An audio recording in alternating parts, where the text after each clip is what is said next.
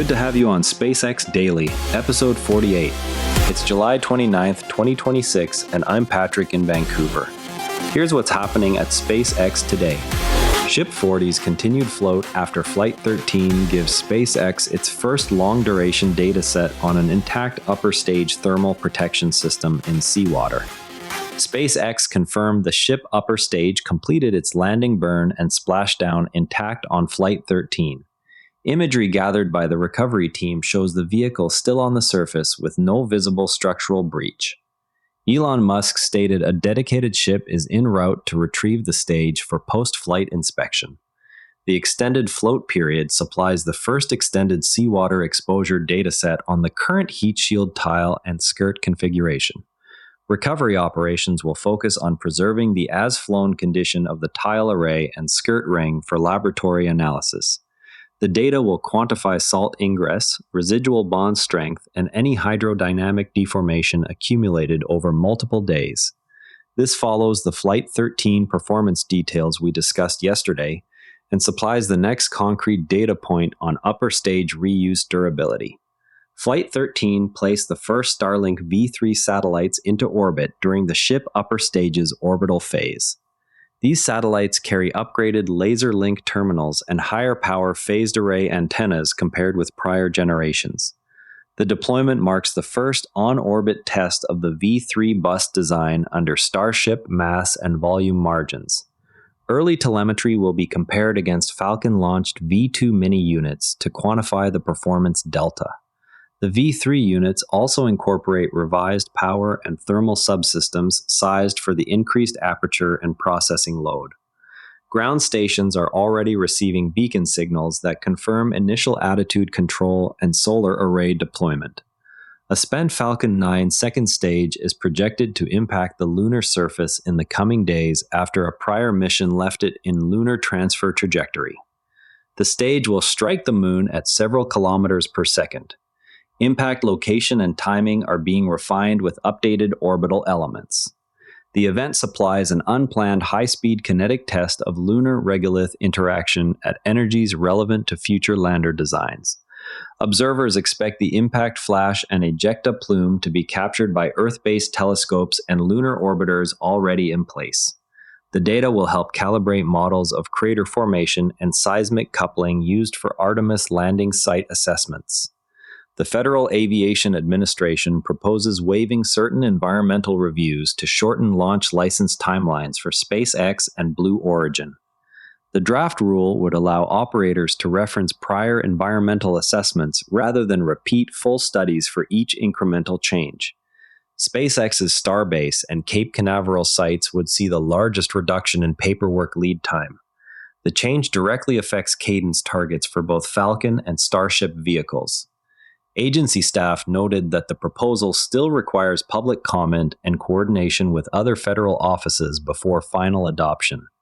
If implemented, the streamlined process could compress the interval between license applications and approvals by several months. Falcon 9 stands ready for the NROL 25 national security mission at Vandenberg. The vehicle is stacked and undergoing final checks at Vandenberg for the classified payload. The mission continues the pattern of dedicated national security flights on reused first stages. No public timeline has been released beyond the standing net window. The payload customer is the National Reconnaissance Office, consistent with prior NRO missions flown on Falcon 9. Pre-launch processing includes standard health checks on the Merlin engines and stage separation systems. SpaceX and Italy are discussing a $1.6 billion Starlink contract for maritime and aviation coverage. The proposed multi-year agreement would expand coverage over the Mediterranean and surrounding regions. Negotiations center on capacity guarantees and ground segment integration with Italian infrastructure.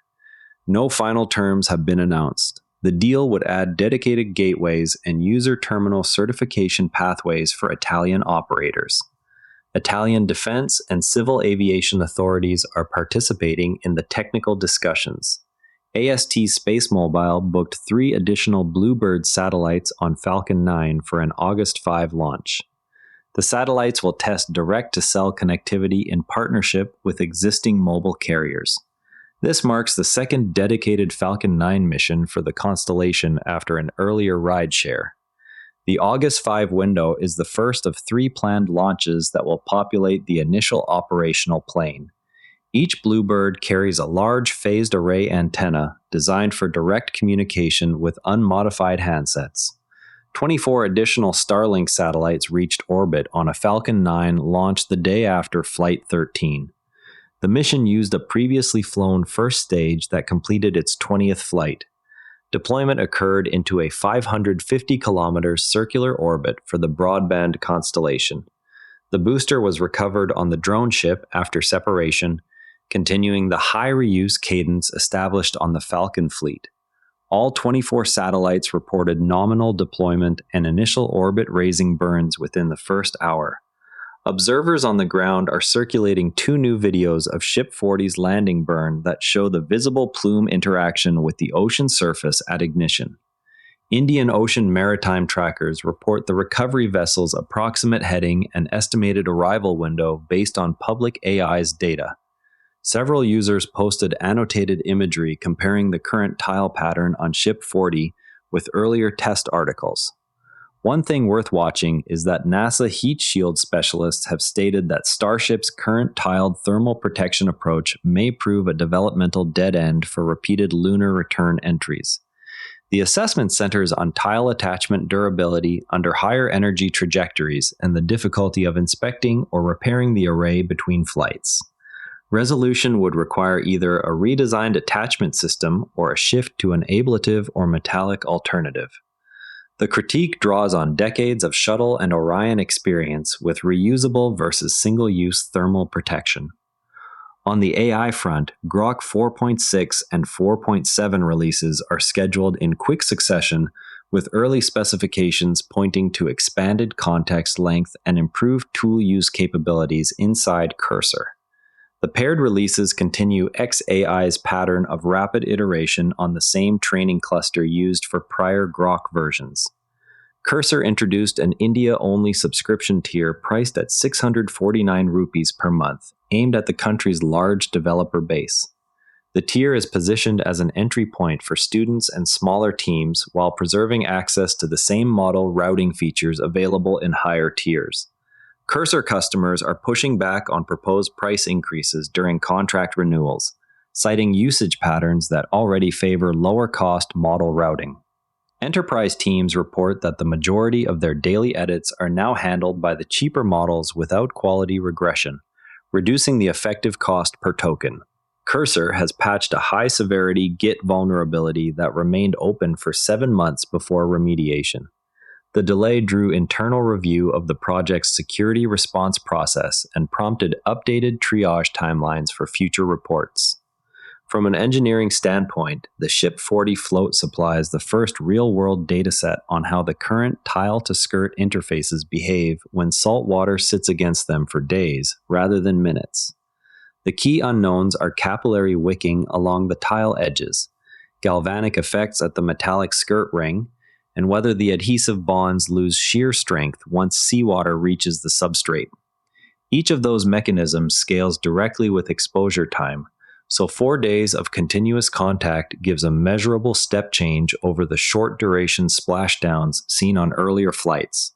If salt crystals form inside microcracks after the water evaporates, the next re-entry heat pulse could drive those cracks open faster than the original qualification tests predicted. The recovery team's decision to prioritize preserving the as-flown tile array therefore makes sense, because any post-retrieval cleaning would erase exactly the evidence needed to close that loop. The same dataset will also let engineers compare hydrodynamic deformation of the skirt against the structural models used to size the current ring thickness.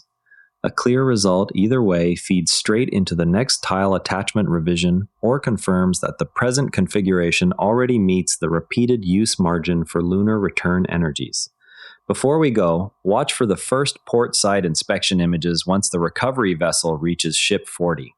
That covers everything worth knowing about SpaceX today. SPCX is trading at $116.41, down 0.2%. A quick rating on Apple Podcasts or Spotify goes a long way. I'm Patrick in Vancouver. See you tomorrow. This show comes to you from the NARA network. If you want another sharp daily briefing, Unintended Consequences has you covered. True stories of good intentions that backfired. All our shows are free at naranetwork.com, and on the website, every episode's visuals live in our free image gallery at naranetwork.com/gallery. Royalty free under Creative Commons. Download with attribution. This episode used AI voice synthesis of my voice. Editorial selection and analysis are my own.